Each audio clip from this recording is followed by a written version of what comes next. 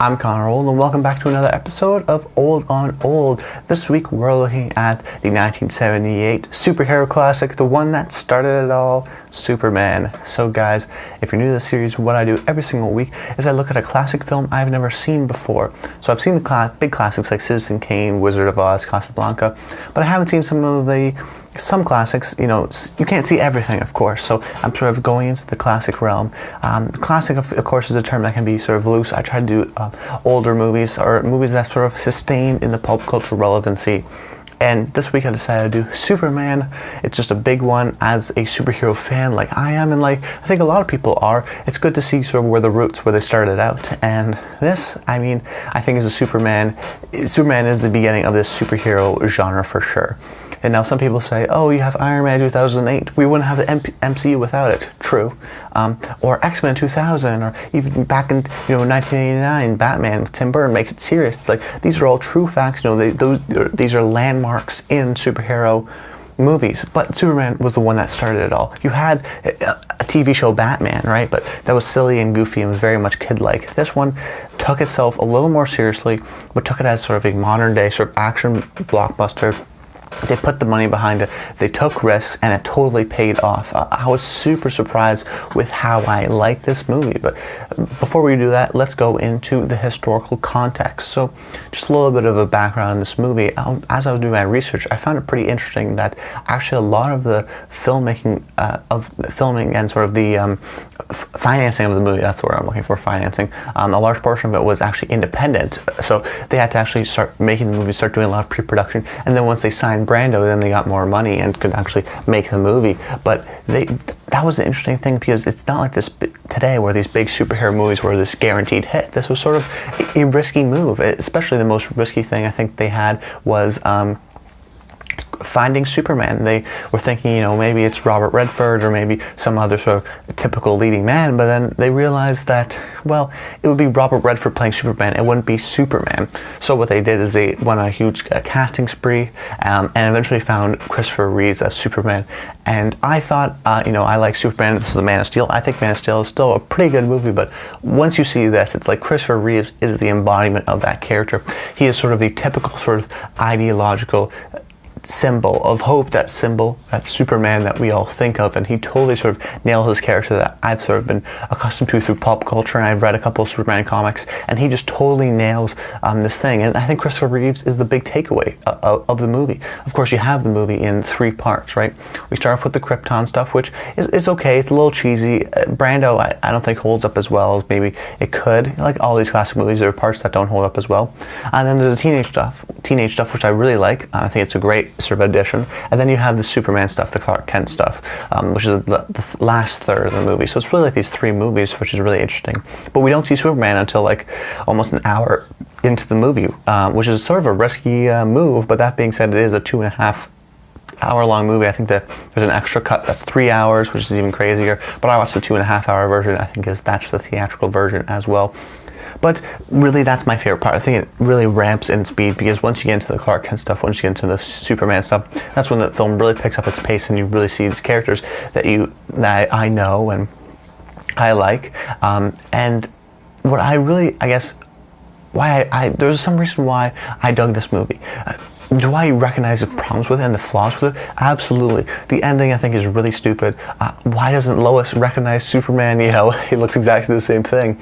But the way Clark Kent totally portrays these 2 different characters, he makes it evident that she doesn't realize Clark Kent, because Clark is this sort of timid, shy guy, and the Superman is this big, charismatic guy, But I think that, where was I going with this? Oh yes, there are flaws with it. It does make a lot of sense, and the ending is kind of dumb, and it is a little cheesy in parts. He doesn't have like this Iron Man sort of buffed out suit that all the new superheroes have. It's like a spandex thing. It's kind of silly. That being said, I think it has a unique, really sense of charisma, of charm.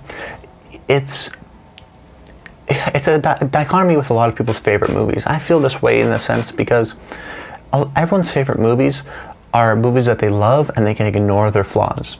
Most people consider either The Godfather or Citizen Kane to be the best movie of all time. But what is the what is their favorite movie, it's probably not Citizen Kane or The Godfather, because the difference is your favorite movies are movies that you can ignore the flaws of. You can look into them and ignore those flaws and really just, they speak to you in a personal way, I guess I'm trying to say. And I think Superman speaks to me in this personal way. I was a fan of the comics, I'm a fan of Man of Steel. I didn't like Batman v Superman, and I think, you know, he recently, even in Justice League, when his character's been treating it as like a side thing, so to see Superman get his own movie and be the predominant character of it is really refreshing. And like I said, it has this sort of charisma to it, similar to like the Back to the Future series, or the first Back to the Future, really, where I know that these movies are like, they're not filmed on location. They're having a great time with the material, and it's not like an immersive experience. Almost, it's like a movie magic experience. This is one of those movies where it's not perfect, something like Back to the Future, I think, but movie magic, I think, really works in this movie, and it has this heroic charm. And you have to take it from my perspective. When I grew up, everything was dystopia. I mean, all these young adult things, the Hunger Games, even Harry Potter is like the end of the world. Of course, The Walking Dead's like the biggest thing. It's these things where it's the end of the world, it's not going well, it's dystopia. And then there's the opposite, so the future will be bad. And then there's utopia, where the future will be great and sort of happy or whatever. Now, this isn't a utopian movie. This is in the modern day. That being said, it is a happy movie. It's an optimistic movie. I think above all these dystopian movies are pessimistic with maybe a little bit of a tinge of optimism at the end.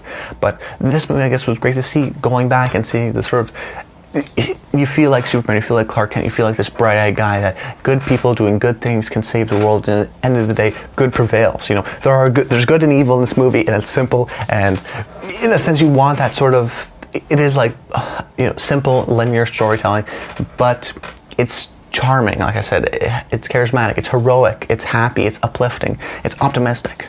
There's so many things going on in this movie that it's different than other movies. It felt very refreshing to me than even modern day superhero movies. I mean, Civil War, they're fighting, Avengers, they're fighting, there's always fighting. I mean, there's fighting here, but it's not necessarily about the fighting, it's about the saving. Superman wants to save, he wants to help, he doesn't want to destroy. So it had this unique sense that I really enjoyed. Another thing I want to point out is how the characters and the actors, they really took it seriously. I mean, aside from Marlon Brando, who, wanted to be a little, he was like crazy or whatever, I believe in Lois Lane as this sort of busy, sort of fast-talking reporter. I believe the Clark Kent versus the Superman persona, and how that sort of struggle he wants to tell Lois, but then his love for his dad, even though we only see him in like one scene. There's all these things where they really take this material seriously. It's not made for jokes or laughs. They're taking it seriously. They want to make a great story and deliver that sort of optimistic American dream, in a sense, story.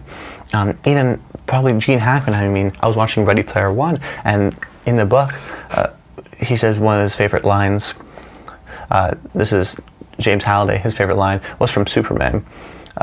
I forget the line now, but it was the one where it was like, a great man looks at a gum wrapper and finds a solution to the universe. A stupid man or whatever looks at the solution and can't figure out anything. It was one of those things where sort of you make what you make. And I think Lex Luthor and Gene Hackman, he totally pulls off. He totally gets why he wants this dominance and does it through real estate.